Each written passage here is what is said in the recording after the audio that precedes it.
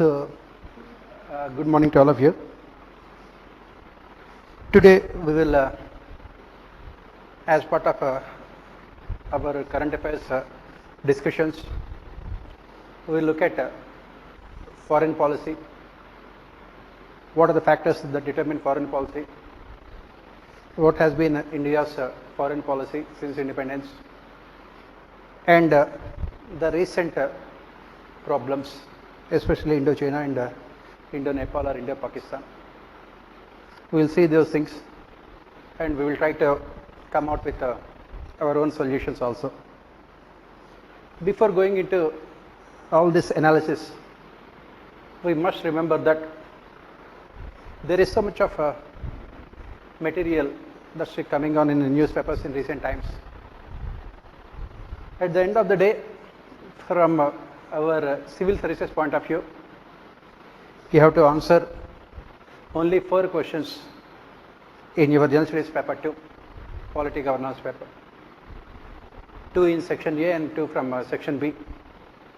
That means 10 plus 10, 20 marks, and then 15 plus 15, 30 marks.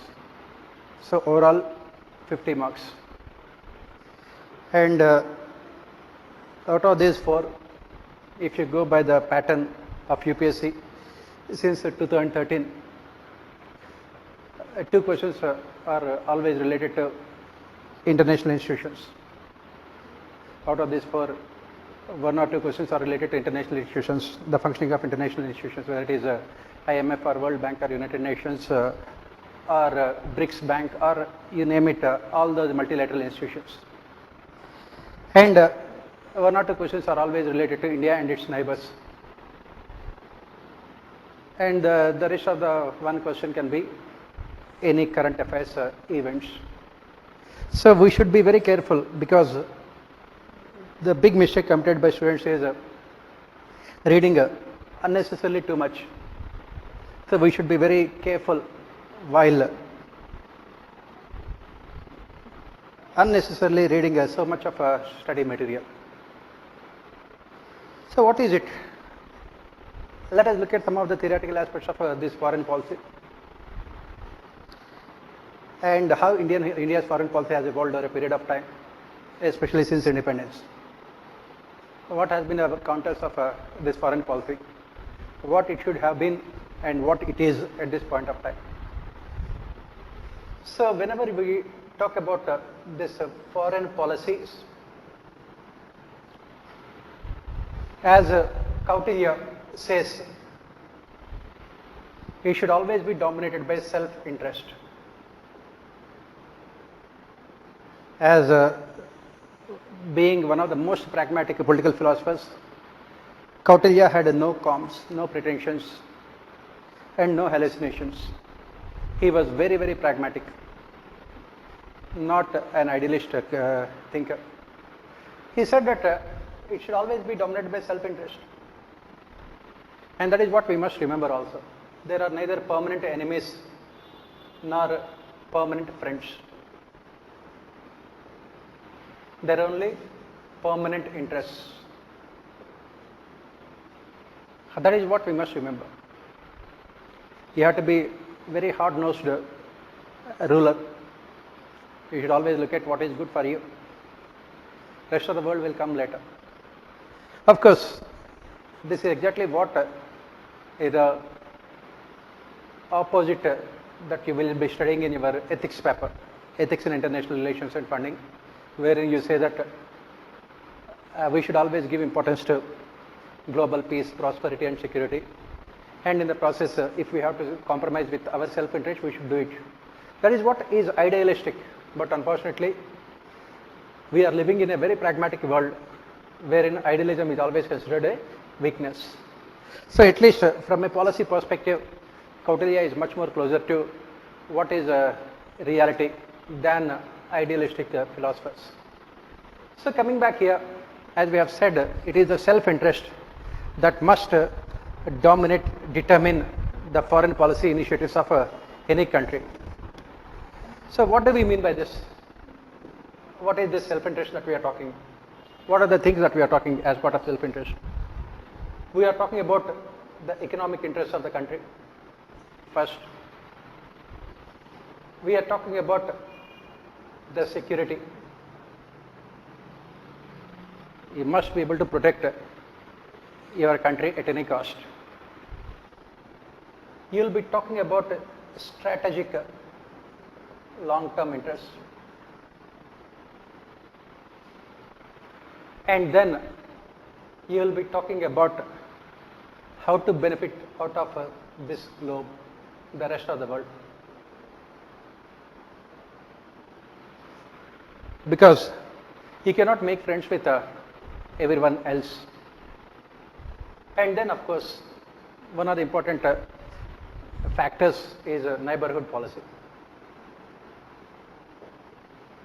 As once upon a time, our foreign minister Atal Bihari Vajpayee and also the Prime Minister of the country, he said that we can change our friends and enemies, but we cannot change our neighbors. We have to live with our neighbors. So this neighborhood policy also becomes a very, very important factor. So here, you can talk about the defense cooperation. Everything that you look at here is what we have to see is whether we are able to benefit. There are many situations wherein you cannot benefit. Under those circumstances, you have to minimize your cost. You have to minimize your cost. You have to identify your friends and enemies depending on the situation and make sure that at the end of the day, you will benefit out of your transactions with the rest of the world. That is what we say about foreign policy. And another important thing here is that when it comes to this foreign policy, especially in a democracy like India, we can never forget our domestic factors. In fact, one of the criticisms against India's foreign policy is that it has always been a prisoner of domestic interests, especially with India being a secular country, multi-religious country. We do not want to hurt the sentiments of different sections of society. That is the reason why sometimes our foreign policy makers have committed so many blunders in the name of pampering the domestic interests. Why this becomes important is because you take the case of a country like China, communist China, dictatorship. It need not worry about domestic implications of its foreign policy. The government is not elected by the people, so they can do whatever they want without worrying about what the people are thinking, without worrying about whether they can come back to power on the basis of their foreign policy or not. This is what we will have to take into consideration in India, especially countries like India, or for that matter countries like America also, which are democratic countries. Apart from this, normally we always look at what are the immediate short term, what we are going to do, what will be the medium term, and what will be the long term strategic interests. All these things we must take into consideration. As far as foreign policies are concerned, another thing that we have to remember here is that these foreign policies are not made in isolation. You can have an effective foreign policy only when you are very strong economically, militarily, and otherwise. That is where someone like Abdul Kalam comes into picture. He would say that if India is negotiating any nuclear non-proliferation treaties, let us negotiate from the position of a strength, not from a position of weakness. For example, in 1960s, Jawaharlal Nehru and later his daughter Indira Gandhi aggressively pursued this NPT, saying that we should get rid of nuclear weapons. Almost everyone in the world, especially all these world leaders, they took it as a joke. Why? Because India was in a position of a beggar. We never had any nuclear weapons. Neither militarily nor in economic terms, India was a strong, powerful country. So nobody listened to it. Everyone took it as a joke and they laughed at it. Whereas after India conducted nuclear tests and India had become top 5 countries in the world in terms of GDP, countries around the world started taking India seriously. They are listening to us with much more attention. That is what even Abdul Kalam also had pointed out. Let us become strong.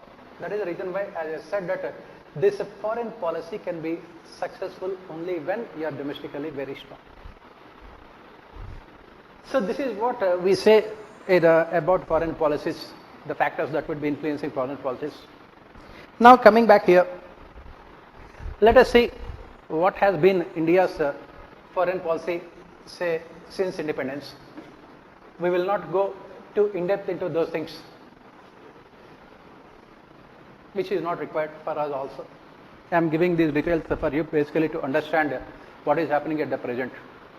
If you want to know what is happening at the present, you must also go back to the pages of history, so that you will be able to empathize with what is happening at the present. So coming back here, if you look at India, India was ruled by the Britishers, and it was the Britishers who practically influenced India's foreign policy for those years. India being a colony of the Britishers, we never had any independent foreign policy. It was the Britishers who decided the boundaries of the country. When the Britishers entered into the country, if you would go back, India's boundaries extend up to Afghanistan in the northwest and up to Myanmar in the east, in the south almost till Sri Lanka. Now later Britishers had unified the country, political unification of the country had taken place. Slowly and but surely they had given freedom to those countries which they believed would be difficult for them to rule. Initially Afghanistan and later Myanmar, then in between Sri Lanka, so and then Nepal. All of them have been given freedom, and small regions like Tibet were part of India only, and then later they also got independence. So slowly Britishers divided the country, and the last initiative of Britishers was, in fact, the most destructive, was partition of the country, India and Pakistan. And if you look at the India's boundaries with its neighbors, whether it is McMahon Line, Durand Line, Red Cliff Line, all these names are foreign names. These foreigners were the ones who determined the fate of the country. And how this unscientific division was done, we can easily know.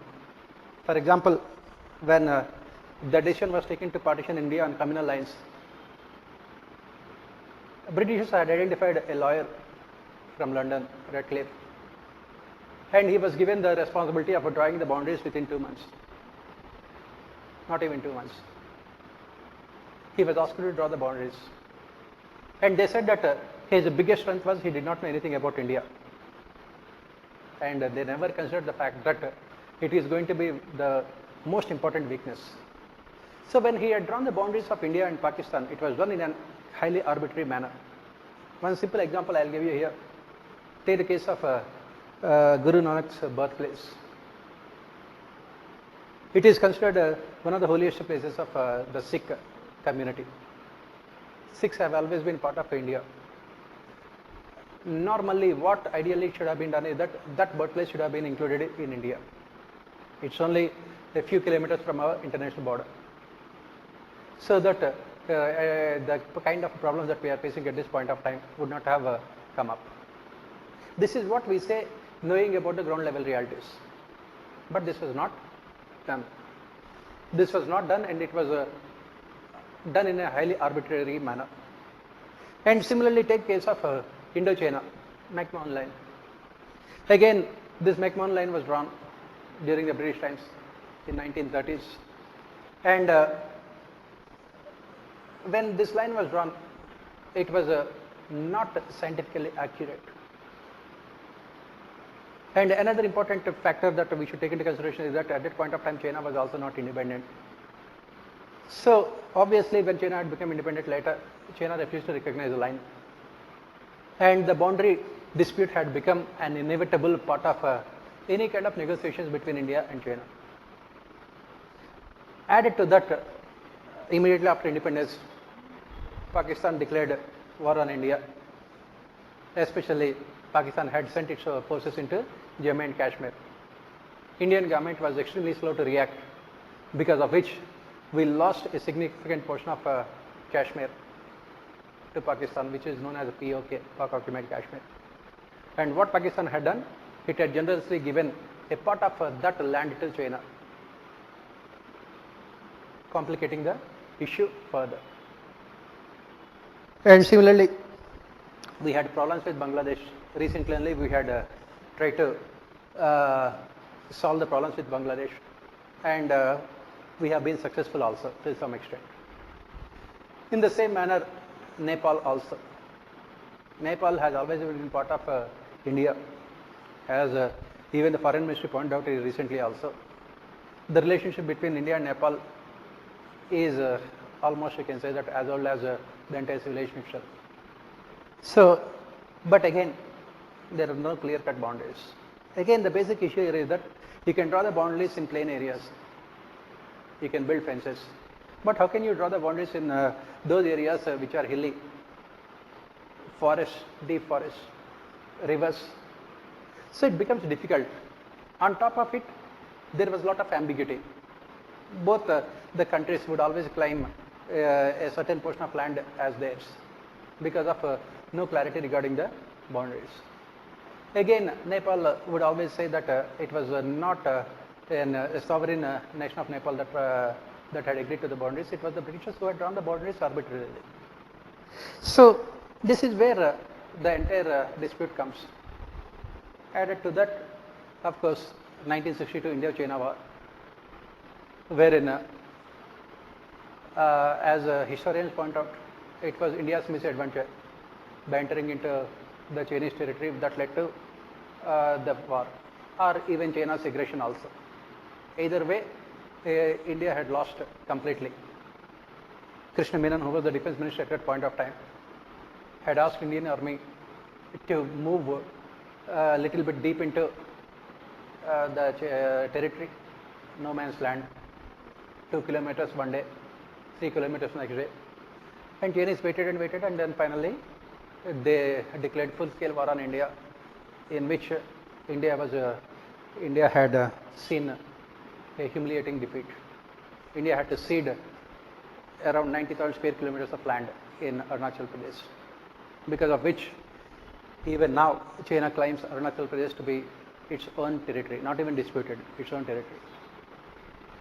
So this is where India's foreign policy has been. If you look at India's foreign policy, what could be the major weaknesses of our foreign policy? Who are those prime ministers who have been successful? When we evaluate Jawaharlal Nehru as the Prime Minister of India, his performance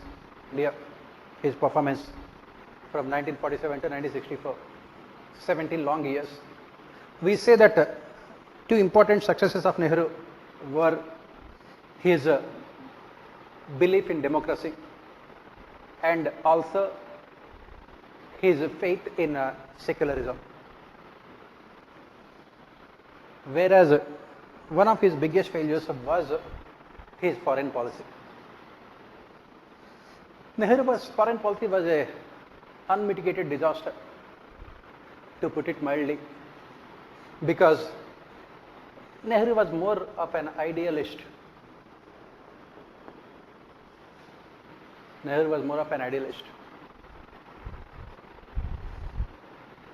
And he was a statesman, but not what we call a leader.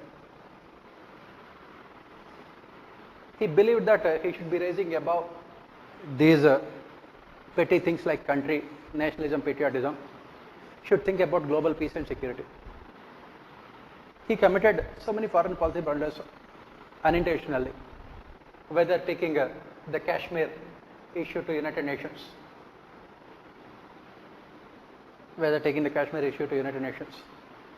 or whether having a blind faith in China. So if you look at our foreign policy makers or successive prime ministers of India since independence, whether we like it or not, it is the ideology that really dominated our foreign policies, which also has been the Waterloo. Why? Because since India was ruled by the Britishers for almost 200 years, we had this pathological hatred towards anything Western.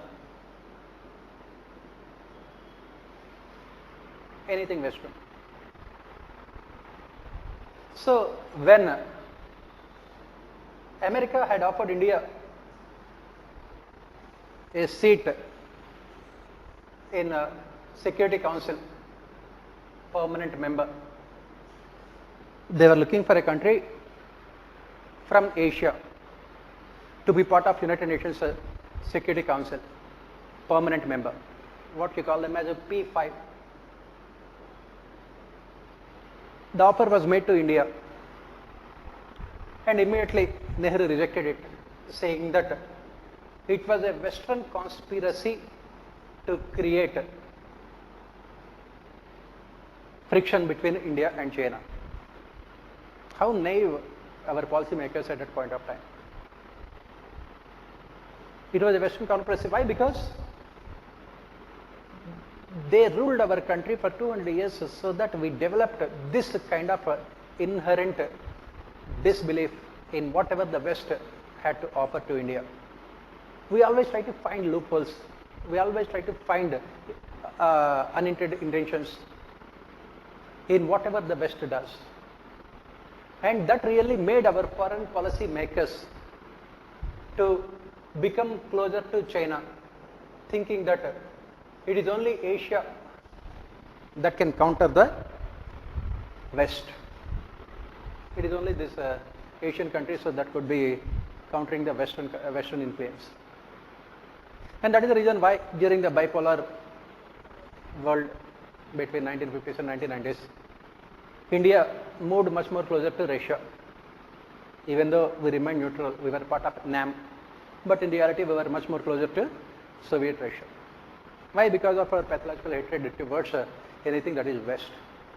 That influenced our foreign policy. That was the reason why Nehru rejected America's offer. And on the other hand, he said that that should be given to China. China should be made Security Council member, permanent member of Security Council. Of course, China had its own way of Thanksgiving. You know what China has done later. Even as late as yesterday also, China tried to bring up this issue, terrorism, trying to blame India by siding with Pakistan. Pakistan's this Karachi's stock exchange was attacked, and China was trying to blame India, saying that the Balochistan terrorists were sponsored by India. So China never loses an opportunity to criticize India, to blame India in the Security Council. And the seeds were sown during Nehru's time. These were all policy blunders which we have committed. Why? Because, as I said, most of our leaders at that point of time were blinded by their ideologies. Nehru's biggest failure was his foreign policy. Next thing is that another mistake that was committed during that time was this blind faith in China. Nehru had come out with a slogan also, Hindi Chini Bhai Bhai. And of course, Chinese could not understand Hindi properly. They thought that bye bye means bye bye. They went back and declared war on India, 1962. So, overall, if you look at it, we never had any what is called strategic interest dominating our foreign policy. We believed in these useless concepts like multilateralism. We believed in these idealistic concepts like global peace and security. And we never strengthened ourselves domestically, either in terms of economy or military or anything else, especially during the time of Jawaharlal Nehru. So that was where it was a big failure as far as India was concerned.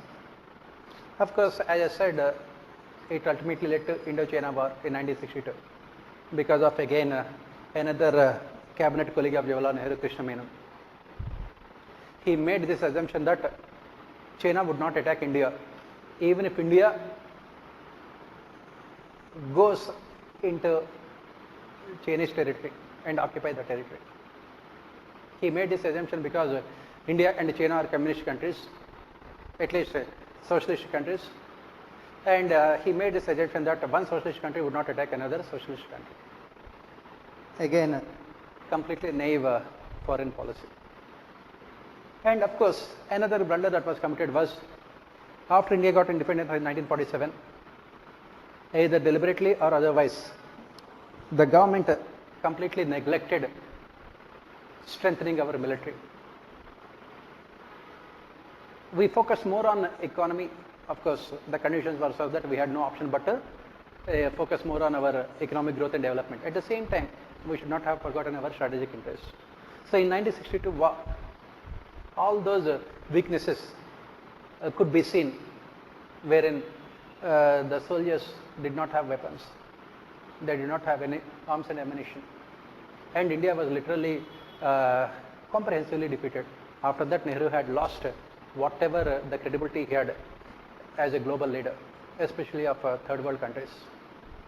You will lose your credibility when you cannot even protect your own country. You can make any number of statements. Nehru made the statement that not even a blade of grass grows there when China occupied 90,000 square kilometers of our land in Arunachal Pradesh. It does not really matter whether a blade of grass grows there or not. If it is your land, you have to protect it. Now take the case of Delhi now. The population of Delhi is so high, the registered population is so high that there is no place for even a blade of grass to grow also. Going by Nehru's logic, China should come and occupy Delhi also. So this is where we can commit strategic mistakes. And after that, Indira Gandhi had been a little bit more aggressive with her foreign policy, and she took the decision to fight war with Pakistan over creation of Bangladesh. She went ahead in spite of American threats and made Bangladesh an independent country by dividing Pakistan. Again, after that, she committed some mistakes. What were the mistakes that she has committed? 1972 Simla Pact, wherein the then Prime Minister of Pakistan came to India because India has captured more than 95,000 Pakistani soldiers, and Pakistan had to get them released at any cost, and Pakistan was completely comprehensively defeated in the war. That was the time India should have put an end to any kind of a border dispute between India and Pakistan, which Indira Gandhi had failed to do. Because of which, again, we are paying the price. We could have either converted this LOC into an international border, or we could have taken some territory of Pakistan. Nobody would have objected to it. Pakistan was not in a position to object also. As I said that even a small thing like Guru Nanak's birthplace also could have become part of India. But Indira Gandhi had shown sympathy. Zulfikar Ali Bhutto pleaded with Indira Gandhi that he should not be forced to sign any humiliating treaty. If he is forced to sign any humiliating treaty, then there would not be any guarantee to his life if once he goes back to Pakistan.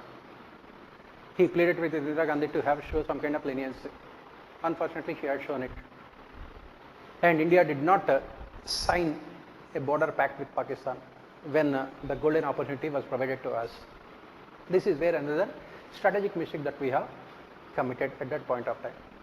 On hindsight, this is what we can say, but history will always evaluated on hindsight only. Coming back, after that, if you look at the Prime Ministership of Rajiv Gandhi, Rajiv Gandhi was also a little bit more aggressive in terms of his foreign policy. He wanted to have better relations. He committed some blunders in the process. Had sent army into Sri Lanka to flush out LTTE, which ultimately led to his own assassination. Similarly, he had also invested heavily in China. This was the time when India and China were trying to come closer together. And ultimately, he was a little bit successful, but not completely. And then when we talk about our prime minister since independence, there were two prime ministers whose foreign policies were extremely successful. And we will be surprised to know that both those prime ministers were not at all charismatic leaders. They did not enjoy any huge popularity among the masses. They were not what you call people's leaders, and both of them were accidental prime ministers. One was P.V. Narasimha Rao and the other one Manmohan Singh. And foreign policy during their period, India had seen maximum amount of successes during this period, whether it is Manmohan Singh or P.V. Narasimha Rao. If you look at P.V. Narasimha Rao, when he was the Prime Minister, he made sure that India would get rid of this ideology in terms of foreign policy. Still, there were so many compulsions because India imported huge amount of petroleum products from the Gulf countries. So India had to play some kind of a 2% zero-sum game with Gulf countries and Israel. India could not have openly had any diplomatic relations with Israel. Of course, as we have mentioned in the beginning itself, most of the prime ministers, they catered to their domestic interests. Israel has been an invaluable ally to India because of shared strategic interests. In 1962 war also, Israel had come forward. So was the case with 1965 as well as 1971 wars. Israel was forthcoming in terms of providing any kind of assistance to India. Israel was the only country that had come in a voluntary manner to support India. India took the support, India never acknowledged the support openly, again for the fear of backlash at the home and also for the fear of making these Gulf countries angry. But P.V. Narasimha Rao, as the foreign minister, as the prime minister, broke this myth of invincibility of these Gulf countries and openly said that India would have diplomatic relations with Israel. That was one of the major initiatives that he had taken. Second initiative that he had taken was, this was the time when India was liberalizing its country. This was the time when India had opted for globalization also. This was also the time when Soviet Russia had disintegrated. He could see the fact that Soviet Russia was no longer a superpower.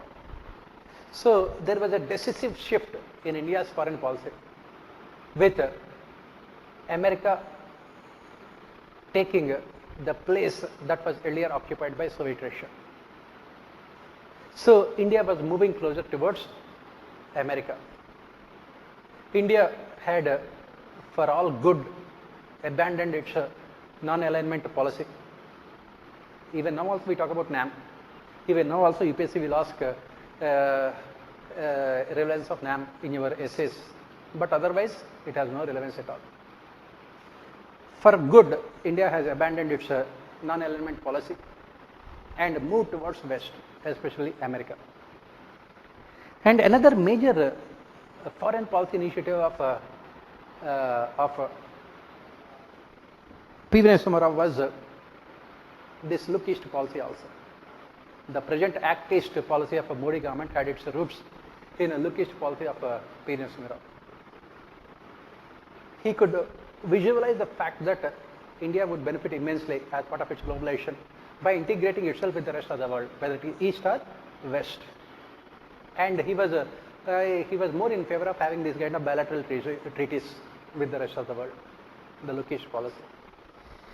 Next major initiative of P. Narasimha Rao during this period was in 1993, India and China signed this border pact.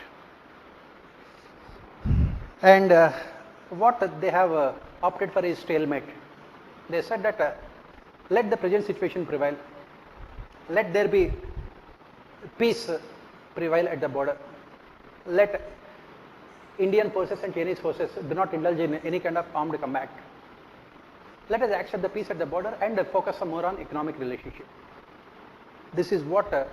Narasimha Rao had done. Then later Vajpayee, BJP's ideology was more rightist, so they moved much more closer to America, at the same time still maintaining a symbolic relationship with Russia. And of course, Vajpayee invested heavily in Pakistan also. He went to Agra, and that is where it was also a failure.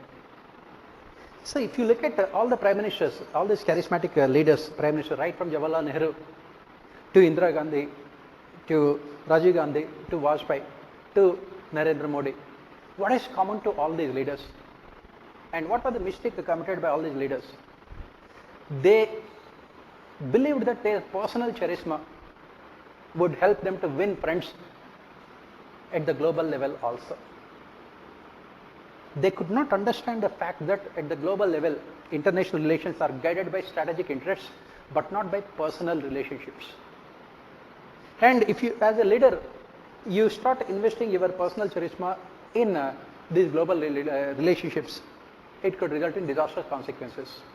Like in case of Nehru and China, like in case of Rajiv Gandhi and Sri Lanka, or for that matter Vajpayee and Pakistan, or at present our Prime Minister Narendra Modi and the Chinese Premier. They had more than 18 meetings. Of course, what is the end result? The present situation. So they had committed this cardinal mistake of using their personal charisma to influence international relationships. At the global level, in mature democracies and dictatorship like China, they are not easily influenced by these things. They would make sure that these personal relationships are turned into their favor, which has been the basic issue with the Indian foreign policy, even now also. And another mistake that they have committed is, as part of their developing those personal informal relationships, they gave a lot more importance to what is called summit meetings. You keep on meeting those leaders regularly in the glare of media, in the glare of international and global and domestic media. You know, you can be walking on the beaches of Mahabalipuram, you can be swinging in Gujarat. But the problem with these kind of international summits, these summit meetings is that strategic issues would be lost. More importance would be given to peripheral aspects. What kind of a dress they were wearing, what was the food they had during those meetings, and how did they speak. These kind of things would be given more importance and putting back burner to all the strategic aspects. What was the reason why Manmohan Singh, or for that matter P. Narasimha Rao, had succeeded? Because they always carried out their international relations behind closed doors. Manmohan Singh, even as he toured many of the countries, but he never publicized all his meetings. For example, the Indo-US nuclear deal was a very good deal for India. Or for that matter, Manmohan Singh continued with the lookish policy with countries, especially Japan and other countries.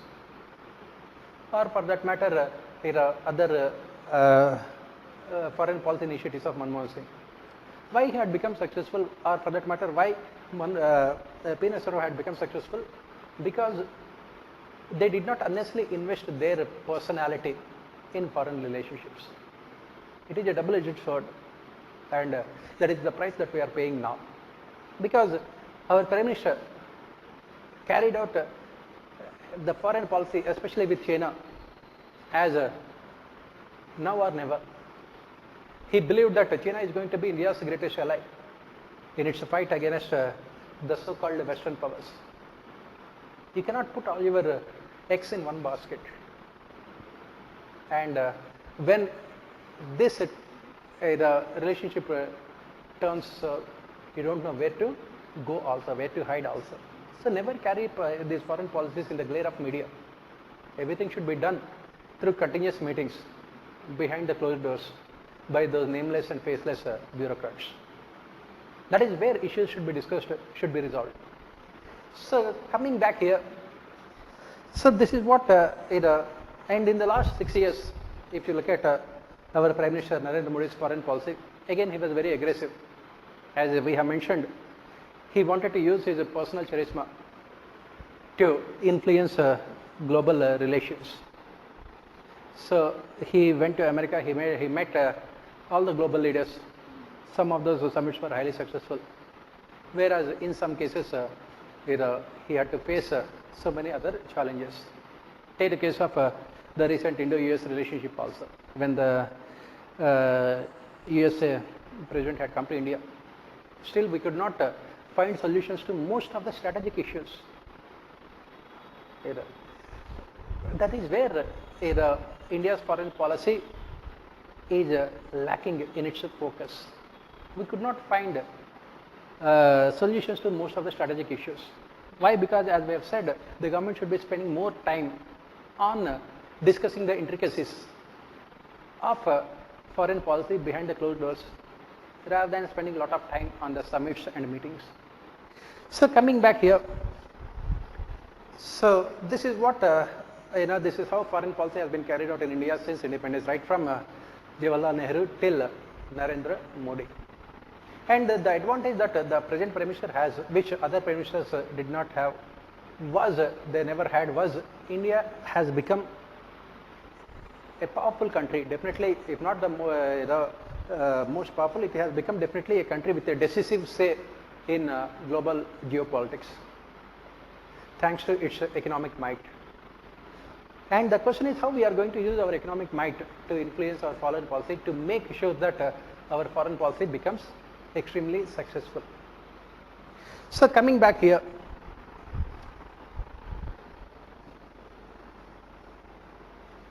let us see this Indochina. As we have said, the problems here are historical. When the Communist Party had come to power, Mao, he said that he would not recognize the international border drawn by the Britishers, McMahon Line. And he said that he would draw his own boundaries. And from 1950s onwards, China always made its intention clear to the rest of the world. And more importantly, being a dictatorship, being under a dictatorship, it was very easy to carry out its foreign policy without worrying about domestic interests. And it was very aggressive. And for a long period of time, China was also a poor country like India till 1990s. So till 1990s, it was aggressive, but it was covertly doing the things, but not openly.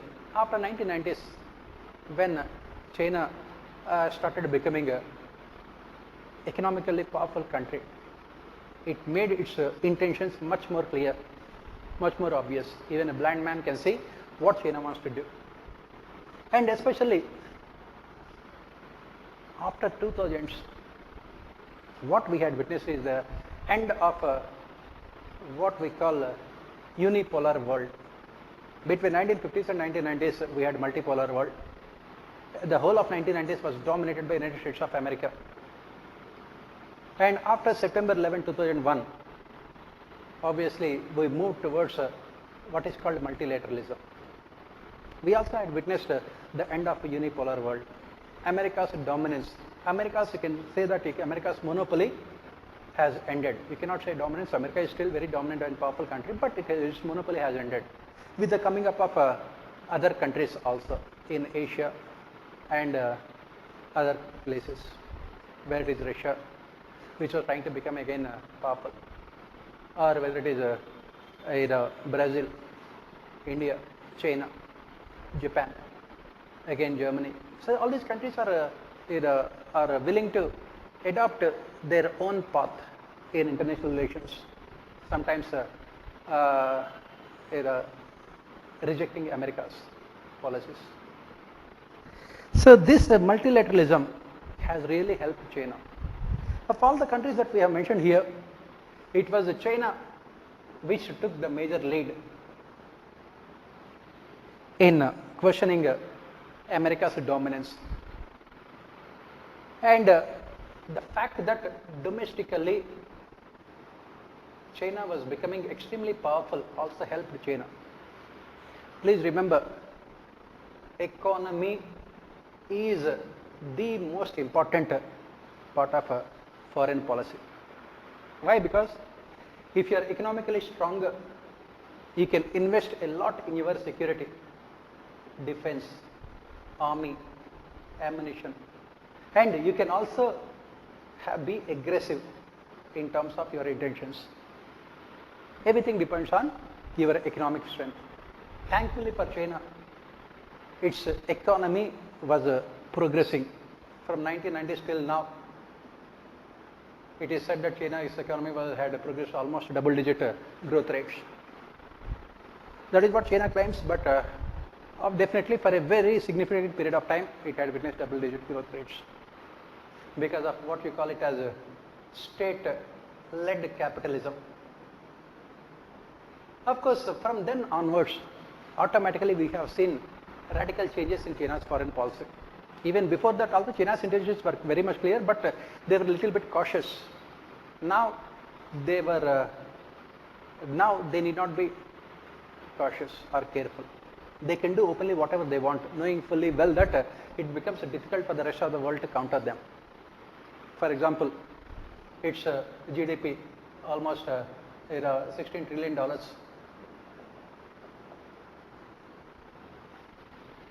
Its foreign exchange reserves, $4 trillion, which is more than the foreign exchange reserves of IMF and World Bank combined together. So China was more than happy to invest its economic strength to improve its influence in the rest of the world, right from Asia to Africa. It is investing in the rest of the world in infrastructure for its own benefit, immediately in terms of economy, and strategically in terms of long-term consequences. That is what China is doing. Thanks to its economic strength, I'll give you some of the facts later. It has also improved very much in terms of its military strength. For example, if you take the case in 2019, China had spent around $260 billion on defense, whereas India had spent around $70 billion. Strategically, China also had changed the component of its expenditure. India's major expenditure goes towards the pensions and the salaries of its armored personnel, with little amount of money left for what we call capital expenditure. Whereas China recognizes the fact that under the present day world, you don't require too much of manpower. Whereas the wars can be fought easily with artificial intelligence and other modern warfare. So strategically they had shifted their expenditure, which India had failed to do also. So coming up here, you can see the kind of a difference that we have. So, and if you look at India's GDP, less than $3 trillion, less than $3 trillion. China, they simply don't mind giving a loan of $10 billion to Sri Lanka to build a port there. When the Sri Lankan government fails to repay the money, China would say that the port should be given to them on lease for 40-50 years. That means they are taking away a critical infrastructure in a foreign country. That is how they are doing the things. They would first liberally provide the loans for infrastructure in different countries. When the countries fail to repay the loans, they will say that just give us that infrastructure to us, the asset to us for 30-40 years. They are doing these things in a very strategic manner, whereas India, still we can say emphatically that being a very poor country, India cannot hope to do these kind of things.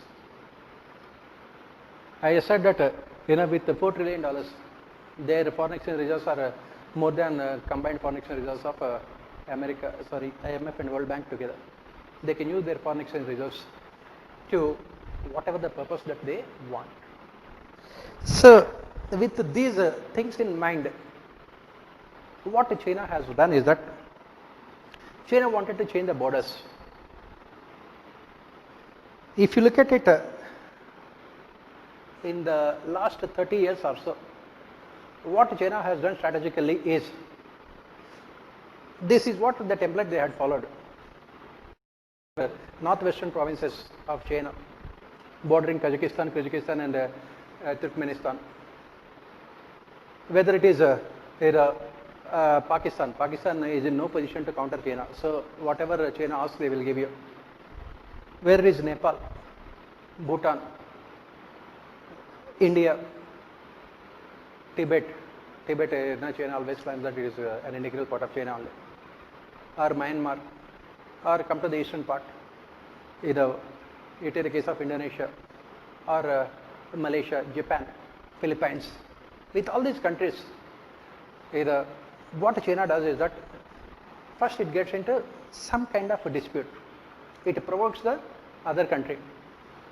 Its forces will go into the other country. Then it will say that let us negotiate. In that negotiations, it will make sure that it gets maximum out of the deal. Because since the rest of the countries, small countries, are not in a position to fight China militarily for a long period of time, they had no option to accept any of those humiliating treaties. And China would make sure that the countries would feel that it would be beneficial for them only. When China had signed these kind of treaties with, as I mentioned, with Kyrgyzstan or Turkmenistan or other, when Soviet Russia had disintegrated in 1989, that is where we talk about the strategic interests. China could foresee the fact that most of the provinces which are bordering, most of the countries which were bordering China, they had a good amount of Muslim population, and it could see the fact, it could oversee the fact that they might be creating trouble for China. So what China has done is that it had become proactive. It had entered into, as I said, it had sent its army into those provinces, and it had forced those countries to cede land to China in return for some monetary compensation or for some other trade benefits, so that the countries also would not feel bad that they had to compromise with their sovereignty. That is what China had done with all the countries. And as I said, it never made its, it was never afraid of making its intentions clear with its aggressive policies, right from Mongolia to the north, then Soviet Russia. Even Soviet Russia had to succumb to the demands of China. Soviet Russia, once upon a time superpower, is not in a position to even say no to China, thanks to its economic and military might. As I said, when it comes to Pakistan, Pakistan had given this Aksai Chin region to China, which is very strategically very important for China. Now coming back here, when the China started this Belt and Road Initiative, it had identified the fact that this Aksai Chin region and the present the area of conflict, this Galvan Valley and the surrounding areas are very crucial, because right from the British times onwards, this Galvan Valley and the surrounding regions were major trading routes. Normally, this is through this major trading routes only you will go enter into Afghanistan. From there, you will go to what we call European continent.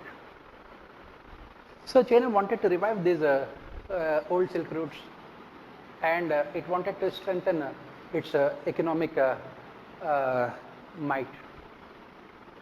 So they had identified the fact that they needed a complete comprehensive control of these regions. Pakistan did not object to building the roads and everything.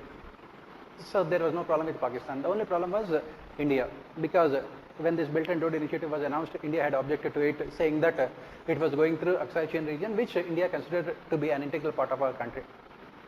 Right from the days of Jawaharlal Nehru, we kept on making these announcements that this was an integral part of India, even though practically for all purposes it is under Chinese control. So what China is doing here is they realize the fact that if not today, tomorrow it can be problematic. So if you want to resolve this problem, how can you do it? You cannot force India to accept publicly that this Aksai Chin region will be an integral part of China. India will never do it. So what you have to do is that create a much bigger problem for India so that they can forget about Aksai Chin. At some point of time, China had said that let us accept status quo.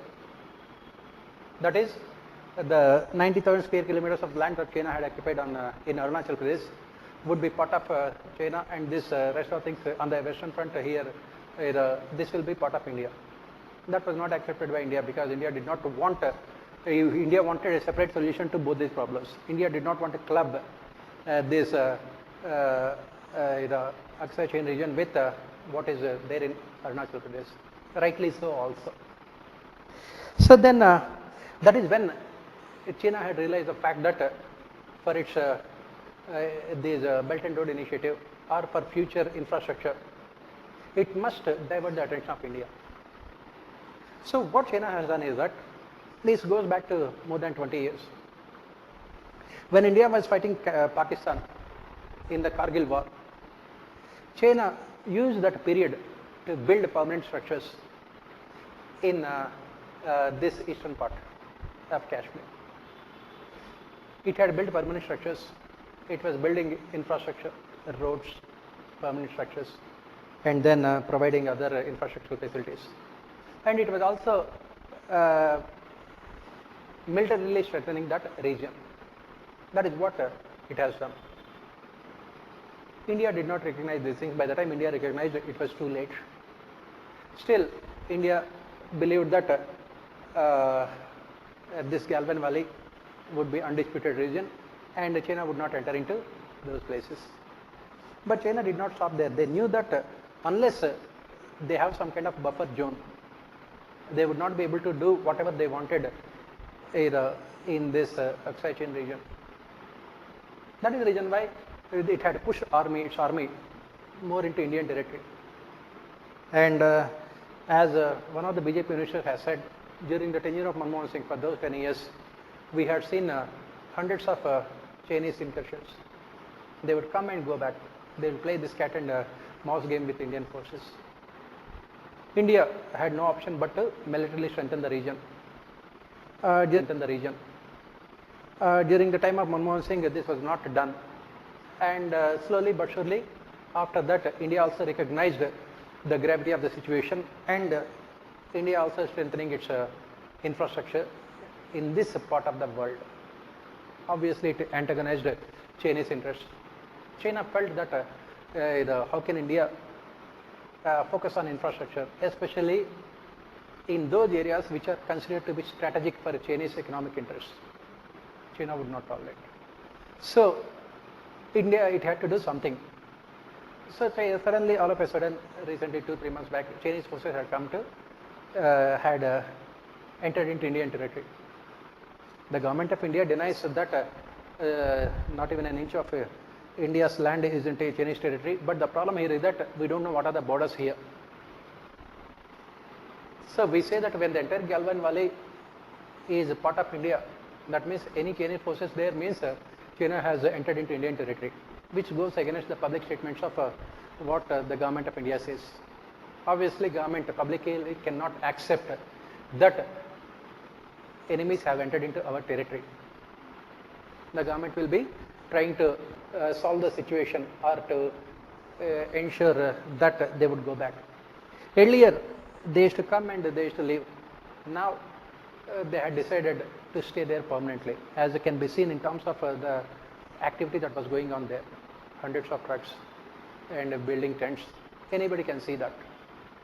And then, of course, unfortunately, what happened some time back, when Chinese and Indian forces have come together and it resulted in the loss of 20 Indian soldiers. It is said that the maximum number of soldiers died after 1962 war on this front.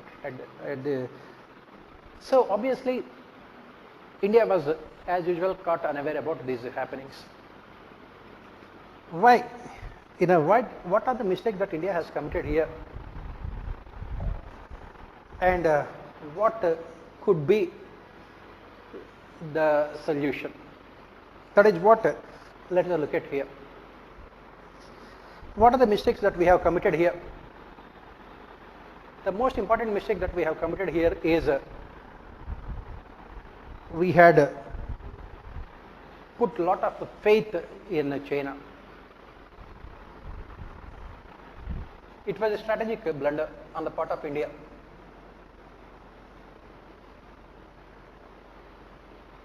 Which has been the feature of India's foreign policy for a long period of time. The basic problem with our foreign policy, as I have been pointing out since the last 1 hour, has been romanticization of our foreign policy, moving away completely from realities. As we have said, it is believed that India and China should come together and counter this Western influence.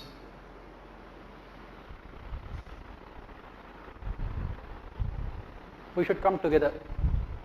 That is the reason why we went back to the pages of history. 18th century was called Asian century. Why? Because this was the time when India's GDP and China's GDP was very high. India's share in global GDP was more than 30%. So was China's GDP at that point of time. So India and China combined together had controlled 60% of global GDP. That's why we call it as Asian century. So what we believe, our policymakers believed, is that we can revive this past glory and make 21st century also an Asian century. Because both the countries are the most populous countries in the world, and both of them are rapidly growing. In terms of purchasing power parity, both the countries are in top positions. Even in terms of nominal GDP also, both the countries are counting very high. So it was believed that India and China would come together, should come together and end the domination of the West, because 19th and 20th centuries were dominated by the West, whether it is Europe or America. So we believed that it is time for India and China come together. And this ideology influenced our foreign policy. This ideology was the most important factor that was driving our foreign policy. And that is where we committed the mistake. This is good, definitely, but the problem is that you should always be skeptical about any country that you deal with. That is what we say, healthy skepticism should be the driving force behind any foreign policy, because no country in the world will sacrifice its self-interest for a romantic ideology. China says that yes, 21st century can be Asian century, but in that Asian continent only China should be there. There should not be any place for India. China says that why do you want to call it as the Asian century? 19th century, European century, dominated by imperial powers. 20th century, America. So 21st, why can't it be only China? Why do you want India? India says that let us come together, and China says that who are you? That is where the problem is, the mistake that was committed by our policy makers. So China always showed its intentions, and what China has done is that China had tried to exploit the situation. Within a very short period of time, it had become one of India's major exporters and importers by making use of liberal trade policies of India. Who benefited out of this relationship? Very difficult to say, India or China. But certain things are very much clear here. 70% of the cell phones, mobiles used by Indians are Chinese made. You know who has benefited the most. When India is exporting to China, it is mostly raw material. It is mostly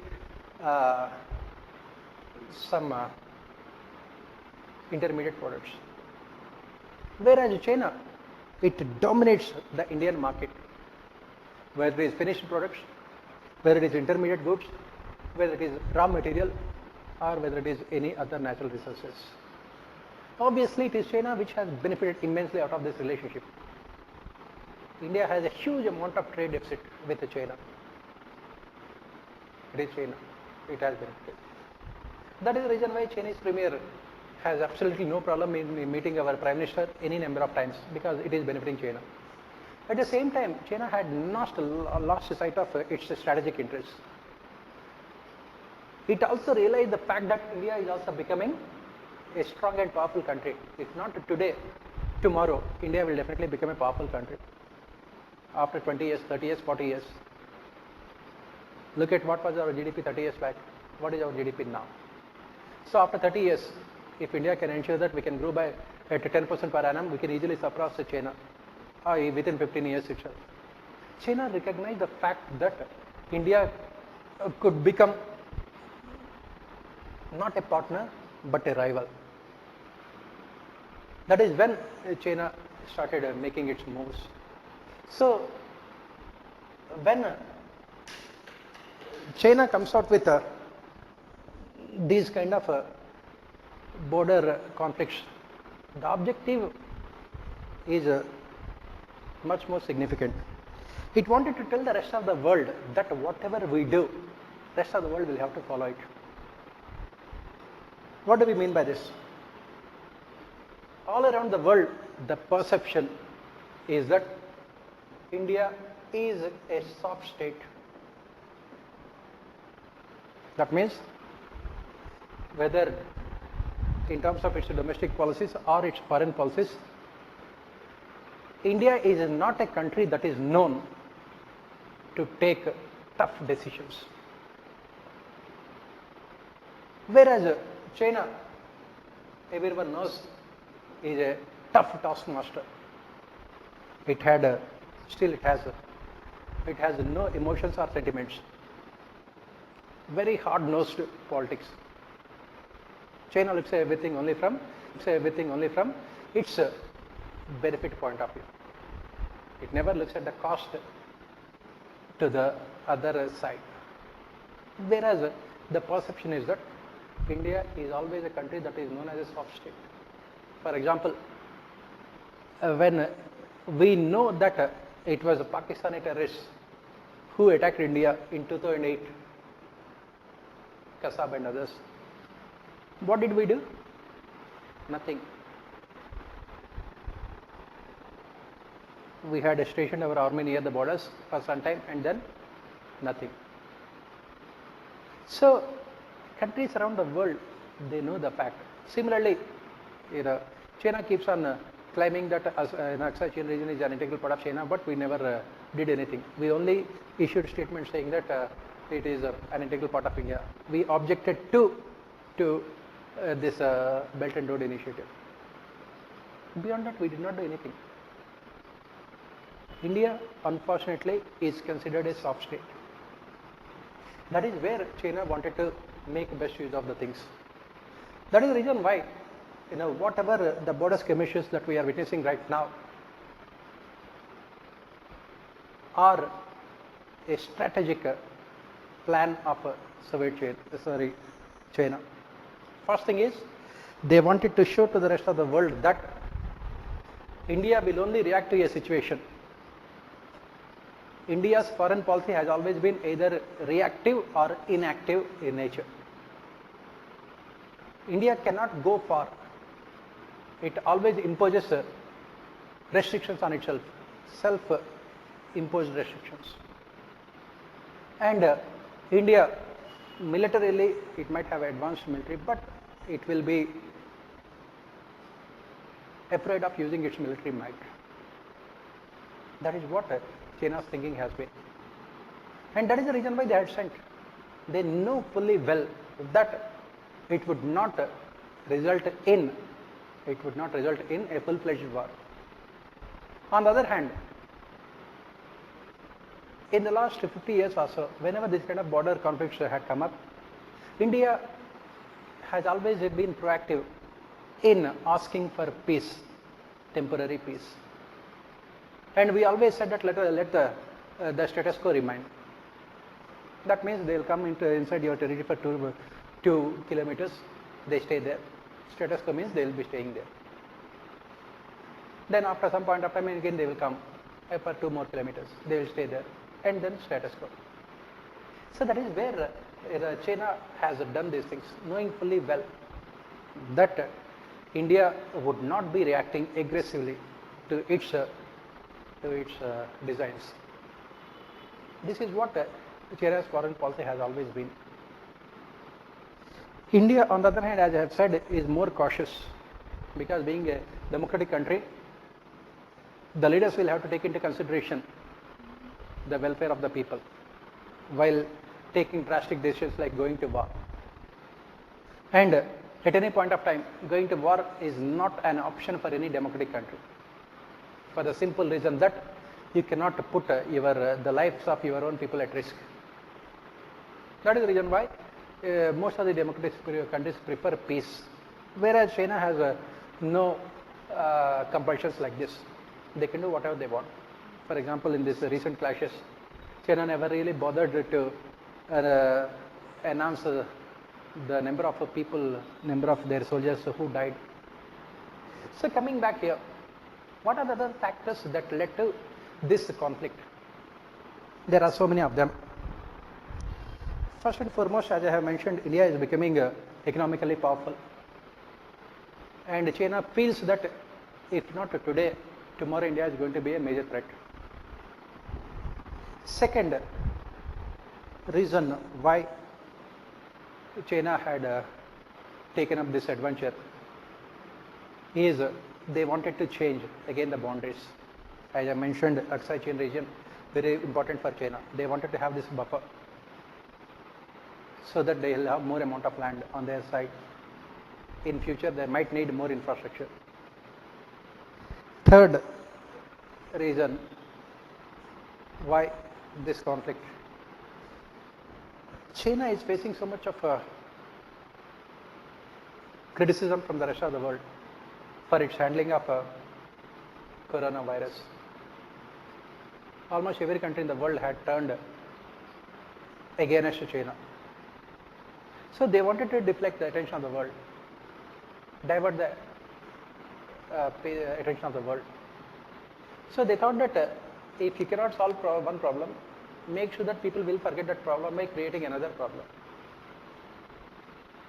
For example, if you look at India also, in the last 15 days or so, last 15, 20 days or so, the news about corona had gone into the back pages of newspapers. What we are discussing is only Indo-China. That is what China also wanted from the rest of the world. Let the rest of the world discuss about these conflicts, so that China can successfully divert the attention of the people, which it has done also successfully. Next reason why China has done this. This is what some of these policy analysts have said, but we don't know how much truth is there in this particular reason. India has changed the geography of Jammu and Kashmir, political geography of Jammu and Kashmir. Jammu and Kashmir had been made a union territory, with Ladakh being an independent UT, Jammu and Kashmir. While announcing their decision, India has said that the international borders will remain the same. That means it will not have any kind of impact on Aksai Chin region, but China felt uncomfortable. That is what China wants us to believe. It is status quo at the global level only, at the international borders. But China wants us to believe that this decision of Indian government has provoked China to take this action. And I don't think there is much of truth in this argument of China. So this is what. And what could be the real reason? As I have mentioned, China is looking at long-term strategic interests. First and foremost, China wanted to show India its position at the global level. This is very important for China, because China wanted to preempt any kind of aggressive posturing on the part of India. You don't want to be in a position where you are reacting to a particular situation, like India, what India is now. So it is always better to be proactive, like what China has done. That is what it has done. Another important reason why China has done these things is, as I said again, the strategic interest. You want to ensure safety and security for your infrastructure projects. So, but at the end of the day, like it happened so many times in the past, India was caught completely unaware about these aspects. Is it a military intelligence failure? It is for the army to speak about it, but army, they would not accept these things openly. Similarly, our Chinese still sitting on Indian territory, the government again will not openly accept it. If they are not sitting on Indian territory, then what is there to discuss with the Chinese generals? Every day, so much of time is spent on meeting those army generals of China. If they are not sitting on Indian territory, what is there to discuss with them? So that is the thing. Now, looking at all these things, considering all these aspects,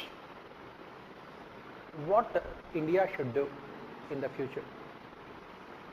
That is very, very important for us. What India must be doing in the future. Because you can expect China to continue with this kind of aggressive posturing in the future also. There is definitely no doubt that China would continue with this kind of tactics.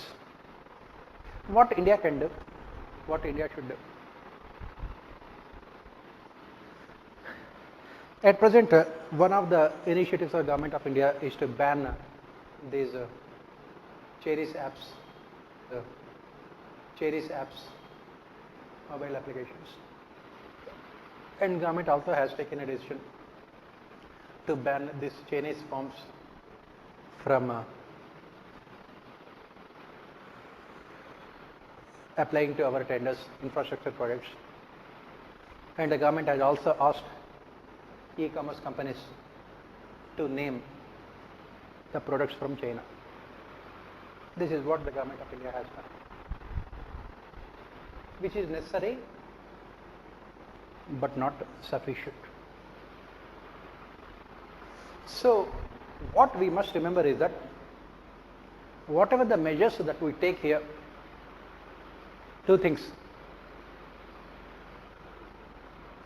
they should not compromise with our strategic interests. Second, they must send a strong signal to China about our intentions. Not only to China, but to the rest of the world also. We must send a strong signal. In foreign policy, these signals are more powerful than the real actions. So what India can do? We have to take multiple measures simultaneously on several fronts. Starting with economic. As we keep on mentioning all the time, it is all about economy. What India can do is that India can hurt Chinese economic interests with a minimum loss to our business interests.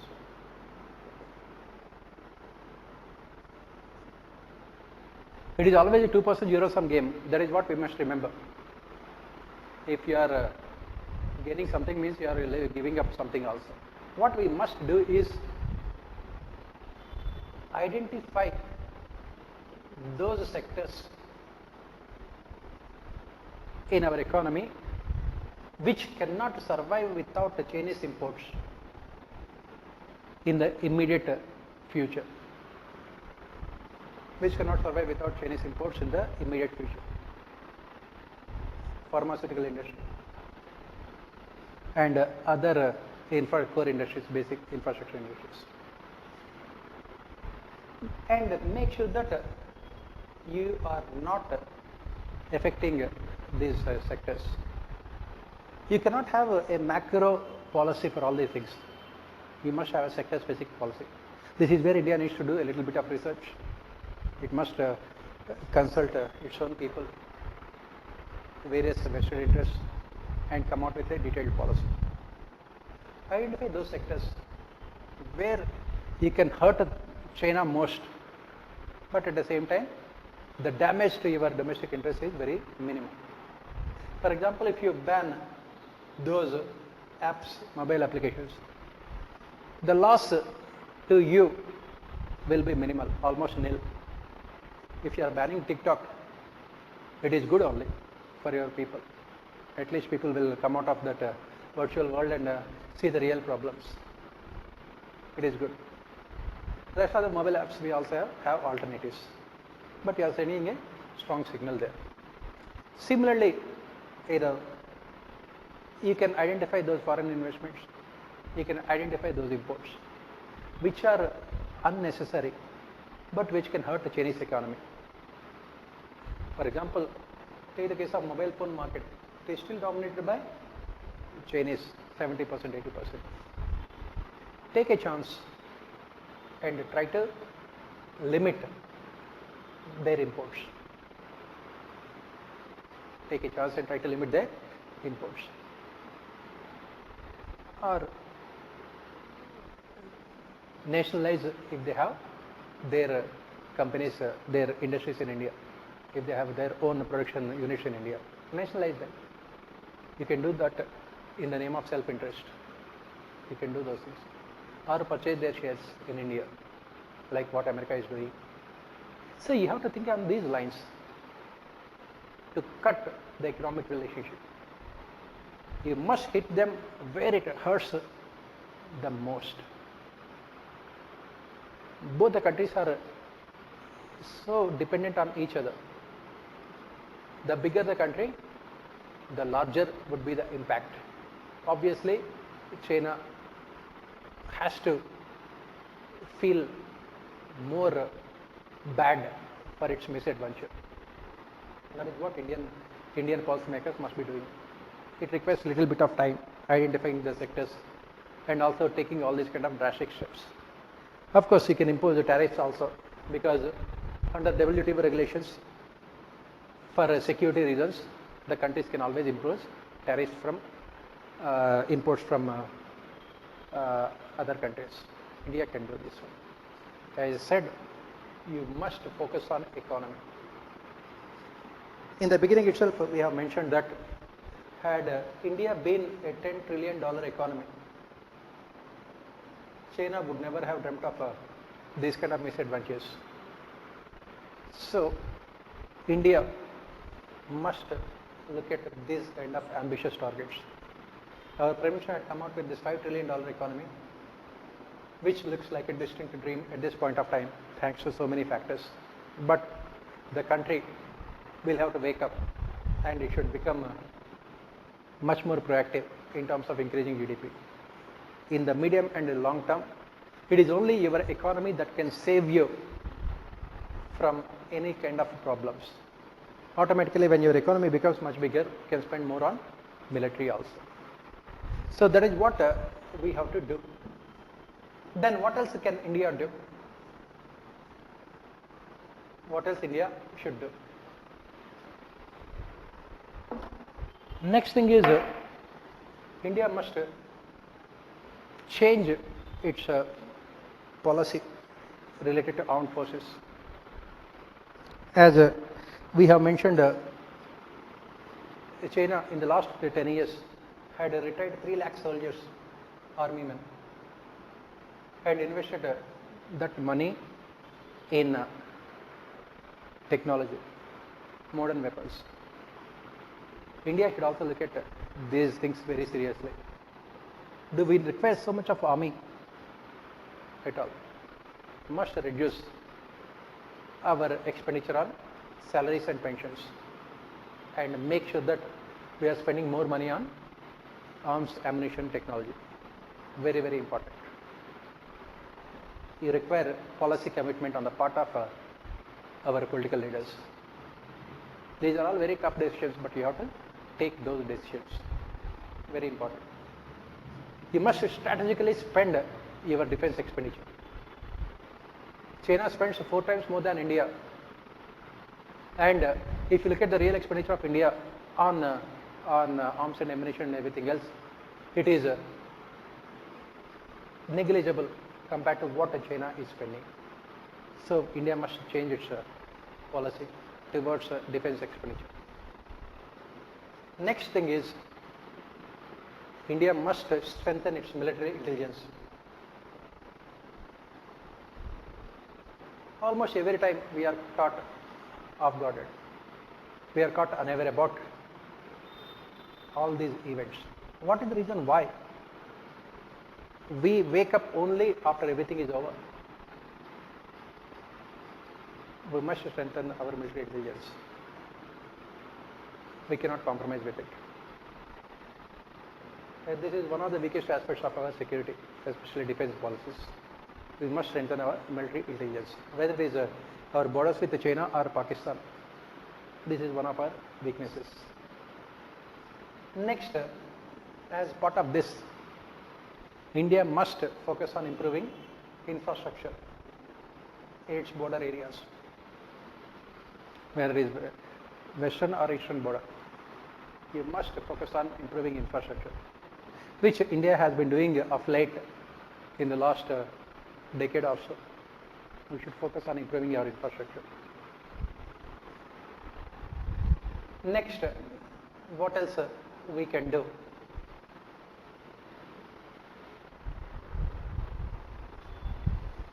Continuing with the defense, the government should come out with strategic policy documents looking into the future, 20 years, 30 years, 40 years, 50 years, 30 years, 40 years, 50 years, regarding our defense and security. We should cover all the aspects, whether it is economic, international relations, army, border issues, or you name it, everything. India must be clear in its vision towards the future, which maybe at present is not there. It cannot be ad hoc in terms of your responses. You must have a long-term vision document which can provide guidelines to the present day policymakers. After 30 years, what we are going to do, where we are going to be there in terms of all these aspects. It is high time that we come out with these military, this kind of strategic policy documents. Next, what India can do, what else India can do. As we study in international relations, an enemy's enemy is your friend. India should be aggressive and proactive. Till now, unfortunately, our foreign policy has always been reactive or mostly inactive. India should be aggressive and proactive in making allies which are or who are against Chinese interests. Obviously, when a country grows rapidly, naturally it would be making a lot of enemies. Those enemies should be converted into our friends. For example, USA can become India's strategic partner in the future. If in the process we have to give something to USA, let us give something to USA, because if you run your foreign policy only in the name of your own self-interest, it cannot survive for a longer period of time.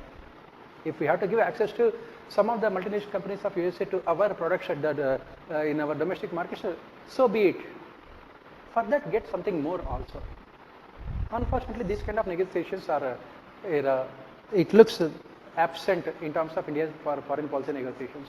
Maybe because India's foreign policy negotiations are dominated by these career bureaucrats, IFS officers.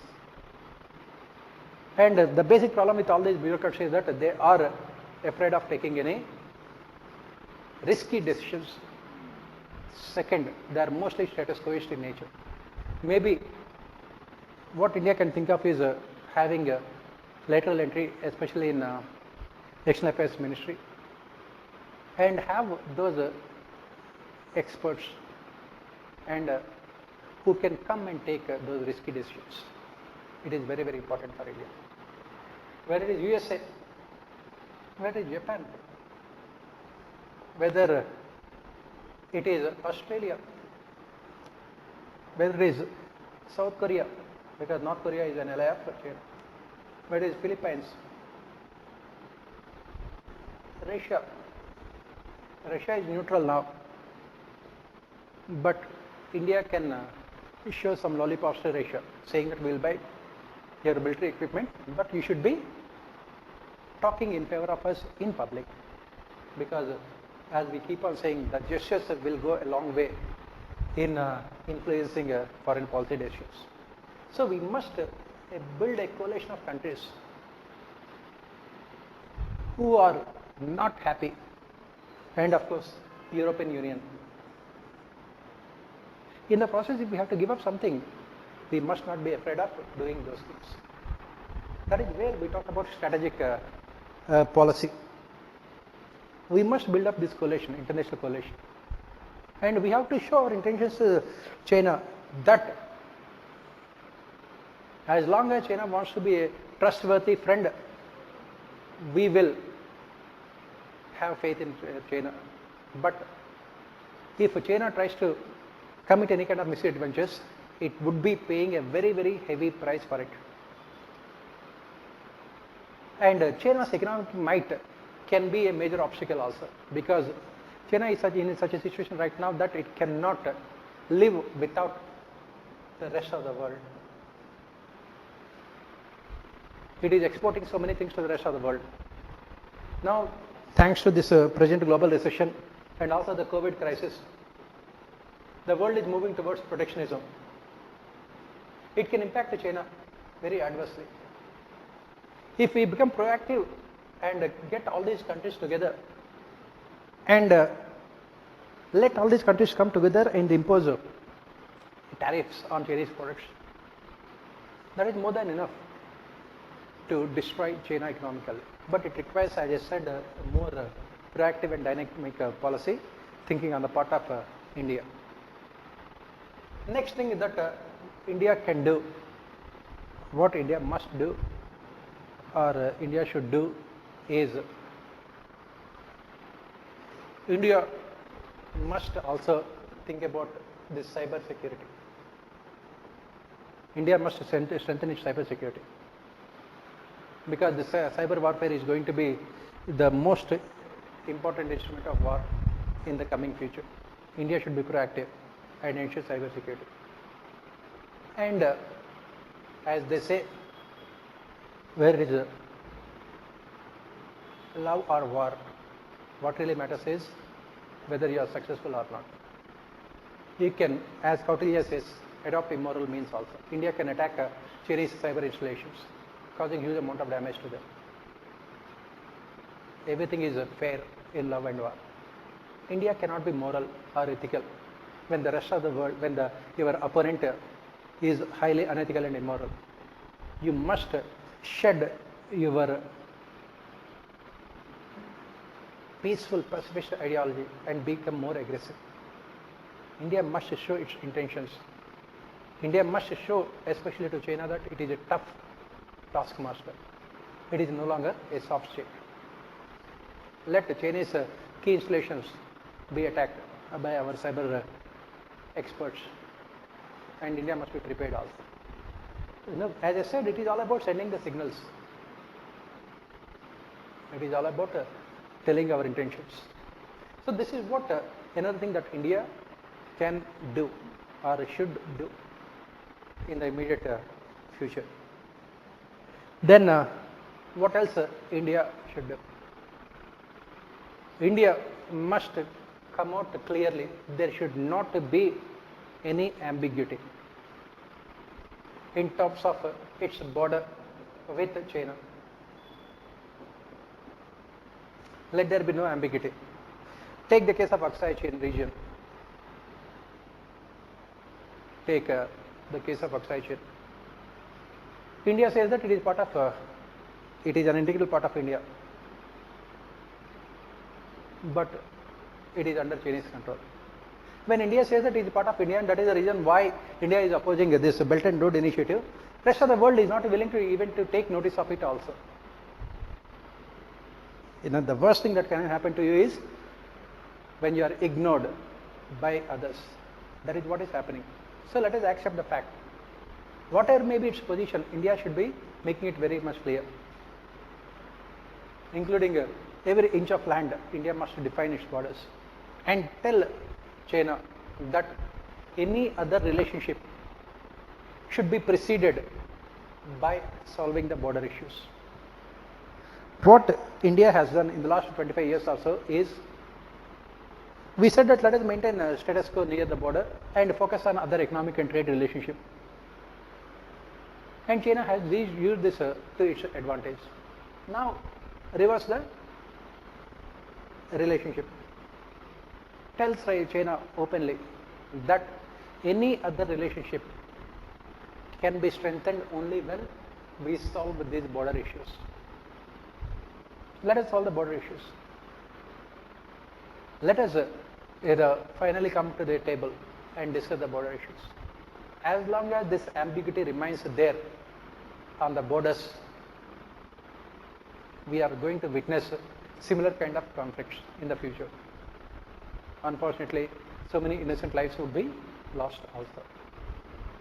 We should, for once all, we should come out with a very objective, tangible solution, not only with China, with Pakistan also.